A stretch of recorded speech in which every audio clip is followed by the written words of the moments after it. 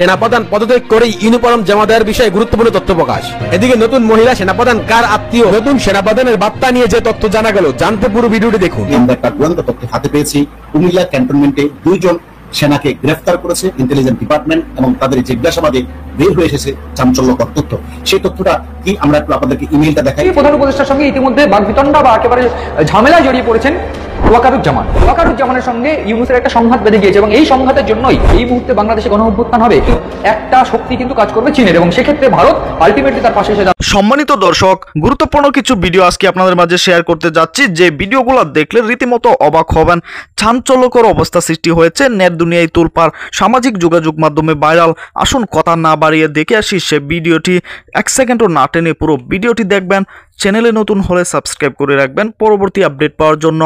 ভিডিওতে একটি লাইক করে দেখতে থাকুন সম্পূর্ণ ভিডিওটি। মোহাম্মদ ইউনূস এবং তার পরিচালিত অন্তর্বর্তীকালীন সরকার নানা উপায়ে নানাভাবে চেষ্টা করে যাচ্ছে এবং সেই গ্রেপ্তারি পরোয়ানাটাকে হাতিয়ার করে ক্রমাগত চাপ দিয়ে চলেছেন। এবং জেনারেল ওয়াকারও বুঝতে পারছেন যে একটা সময় এসে সেই চাপটা তিনি নিতে পারবেন না এবং কোনো না কোনোভাবে যদি গ্রেপ্তার হয়ে যায় তাহলে কি হবে।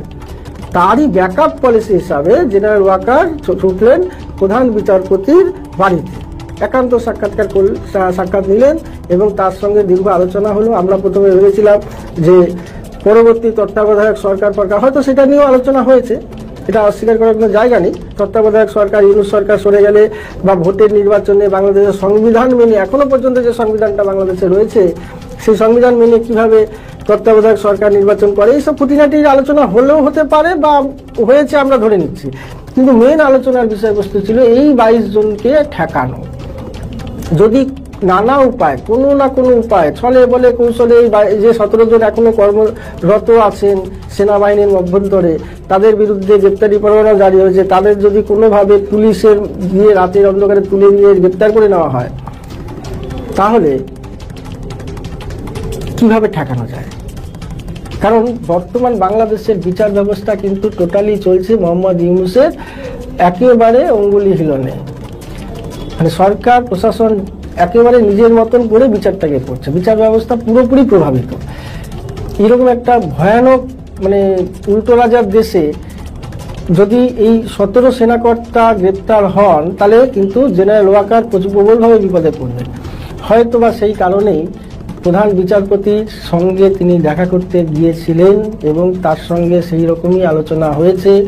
এর নেপথ্যে বিদেশি শক্তির প্রভাব নানা কিছু থাকবে, সব কিছু নিয়ে আলোচনা হয়েছে যে এদের যদি কোনোভাবে গ্রেপ্তার করে, কারণ গ্রেপ্তার করলেই তো হলো না, সেটা আবার আদালতে একেবারে নির্দিষ্ট তথ্য প্রমাণ দিয়ে প্রমাণ করতে হবে। যদিও বা আজকের বাংলাদেশে সেই রকমের কোনো প্রয়োজনীয়তা হচ্ছে না, নাহলে চিন্ময় কৃষ্ণ প্রভু বলো বা এই পান্না লতিফ সিদ্দিকীদের মতন লোকেদের গ্রেপ্তার করে এখনো ঢুকিয়ে রেখে দিয়েছে, তাদের কোনো জামিনের নামগন্ধ হচ্ছে না, এরকম অসংখ্য লোকের জামিন হচ্ছে না। সেক্ষেত্রে কি হবে? বা গ্রেপ্তার যদি করেও দেওয়া যায় তাহলে প্রভাব তো একটা খাটানো যেতে পারে, যেটা প্রভাব খাটানোর নীতি বা রীতি এখন বাংলাদেশে নিয়মিতভাবে চলছে। যার যত প্রভাব সে তত তার বিরুদ্ধেই আইন থাকছে না, তার সঙ্গে আইন থাকছে। তাহলে বাংলাদেশের প্রধান বিচারপতি যদি সেনা প্রধানের পক্ষে থাকেন, তাকে যদি তিনি বুঝিয়ে আসতে পারেন যে এইটা হচ্ছে, আমাকে চাপে ফেলার জন্য এটা হচ্ছে, বা এরকম কিছু যদি একটা ব্যাপার বা ব্ল্যাকমেইল বা হুমকি যেটাই হোক না কেন, আমরা জানি না কি হয়েছে, কিন্তু যেটা হচ্ছে সেটা কিন্তু আমরা দেখতে পাচ্ছি। এই জায়গাটা নিজের গদি বাঁচাতে ইউনূস যেমন কিছুটা জায়গা ছেড়ে ওই বদলি নীতির ক্ষেত্রে নিজেদের তালিকাটাকে সরিয়ে রেখে সেনাপ্রধানের তালিকায় দিয়ে তাকে খুশি করার জন্য, সেনা সদনকে খুশি করার জন্য বদলিটা মোটামুটি একটা সমঝোতা করে নিয়েছিলেন। এবার কি প্রধান বিচারপতির সঙ্গে সমঝোতা করতে গিয়েছিলেন জেনারেল ওয়াকার? তিনি কি তার আস্থাভাজন ওই 17 জন সেনাকর্তা যাদের বিরুদ্ধে অভিযোগ গণহত্যার, ওই 1000-এর ওপরে, যেটা হচ্ছে জুন জুলাই মাসে যে সহিংস আন্দোলন হয়েছিল, যেটা নিয়ে এখনো বিতর্ক যে কতজনের মৃত্যু হয়েছে আর ঠিক কি হয়েছে সেটা কেউ জানে না, কিন্তু জানা যাচ্ছে এটা যে বিচার প্রক্রিয়া প্রায় শেষ, সাজা ঘোষণা পর্যন্ত হয়ে গেছে। কে বা কারা সাক্ষী দিল, মানে যে কেউ গিয়ে সাক্ষী দিয়ে এলো বা সাক্ষী দিলেই হয়ে যাচ্ছে। বাংলাদেশের যে ক্যারেক্টার বা বাংলাদেশের আভ্যন্তরীণ যে পরিস্থিতি, সেটা বোঝাতে গেলে আমাকে দুটো পার্ট ভাগ করতেই হবে। তার কারণ আপনারা শেষে অবশ্যই বুঝবেন। এই যে বাংলাদেশের অভ্যন্তরীণ পরিস্থিতি, সেই পরিস্থিতিকে দুভাগে ভাগ করতে হচ্ছে। দুটো ভাগে কেন ভাগ করতে হচ্ছে? প্রাথমিকভাবে এই বাংলাদেশের সঙ্গে যুক্ত আছে পাকিস্তান। এই মুহূর্তে পাকিস্তান আমরা দেখেছি সম্প্রতি ইশাক দার, পাকিস্তানের বিদেশমন্ত্রী, তিনি ভ্রমণ করেছেন বা তিনি সফর করেছেন বাংলাদেশে। এসে সফর নয় শুধু, বাংলাদেশের বিভিন্ন গুরুত্বপূর্ণ নেতৃত্বের সঙ্গে কথা বলেছেন, আধিকারিকদের সঙ্গে কথা বলেছেন। ইতিমধ্যেই তৌহিদ হোসেন সহ মোহাম্মদ ইউনুস তার সঙ্গে অব্দি কথা বলেছেন, অন্তর্বর্তী উপদেষ্টা।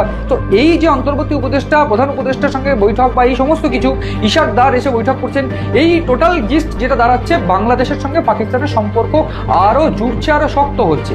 এইটা কেন সেটা আমি বলবো, এবং পার্ট 2 যেটা আমি বলবো এই অনুষ্ঠানে, মূলত বাংলাদেশের যে অভ্যন্তরীণ পরিস্থিতি, সেই পরিস্থিতি দাঁড়িয়ে একটা বিষয় একেবারে যৌথভাবে সামনে আসতে শুরু করেছে। তার কারণ বাংলাদেশের নির্বাচন কবে হবে, বাংলাদেশের নির্বাচনকে নিয়ে রীতিমতো টালগোল চলছে।